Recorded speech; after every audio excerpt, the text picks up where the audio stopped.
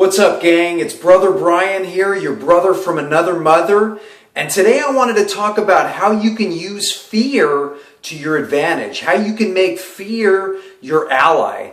I just got finished with a quick little training video from a mentor of mine who's doing very well. He's made over $100,000 with the company that I'm with. And guys, anytime I drop any income numbers, I want to point you down below to the income disclaimer.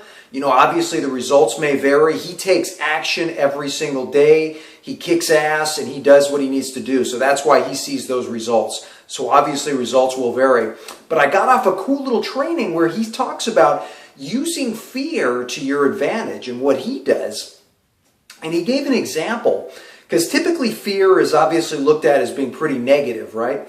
A lot of times you'll hear it described as an acronym, false evidence appearing real, or something along those lines, right? Something that it doesn't really exist, but it's in our mind, so it appears real, and it holds us back typically from doing things. Now, my mentor gave an example of, let's say you're in any kind of business, right? And you want to approach someone, and especially if you're in network marketing. I mean, with network marketing, it's all about the connections that we make with people, right, guys? It's a very people-oriented business. And if you're fearful about approaching people, that's going to definitely put a damper on the success that you have and the ability, to grow your team, right? So he gave an example of a lot of times people might be fearful of approaching what he referred to as a big fish, right? Someone that's maybe they're big and maybe they're very successful in some other industry, some other company.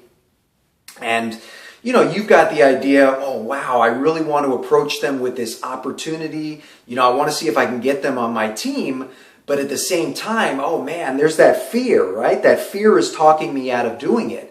Oh, wow, they're a big fish, it's probably out of my league, right? Or whatever it is, right? We all have that mental dialogue that we go through, and fear typically puts us in a situation where it kind of paralyzes us. It kind of puts us in a state where we don't necessarily want to take action. So what he's saying what you could do is you can turn it around to your advantage. And what Scott does, my mentor, Scott Zlateff, is he looks at fear in a different sense. He says, well, and using this same example of approaching this big fish, right? Instead of saying, oh man, I'm scared to approach him. What if they say no? What if this? What if that? He asks himself the question, what if I don't approach this person, right? What if you don't do it? What are the potential consequences of not taking action, of letting that fear get the best of you?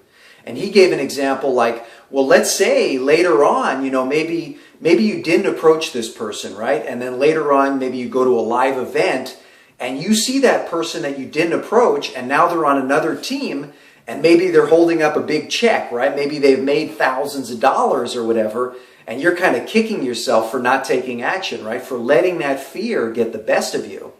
So guys, I hope this was valuable, and this could apply to anything. Don't limit it to home-based business. Don't limit it to network marketing. I mean, we have fears all the time. Fear comes up, probably on a daily basis.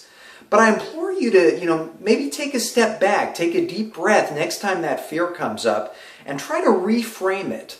Try to ask yourself, what happens if I don't do this?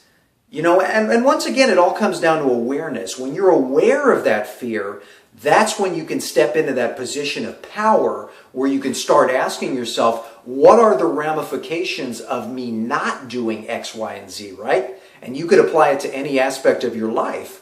And then, maybe then you can outweigh, you can acknowledge the fact that, okay, I'm a little bit nervous. It's okay.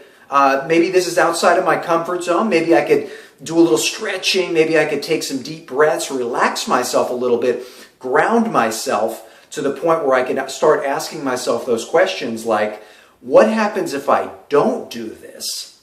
So guys, I hope you found value in this. Sometimes, we can use things that are typically considered negative, like fear. We can actually use them to be a great motivator when we think about things from a different angle, when we reframe things. So guys, I hope you found value in this. If you did, I'd really appreciate it if you liked it, if you shared it, if you commented on it. And I will see you guys soon. Peace.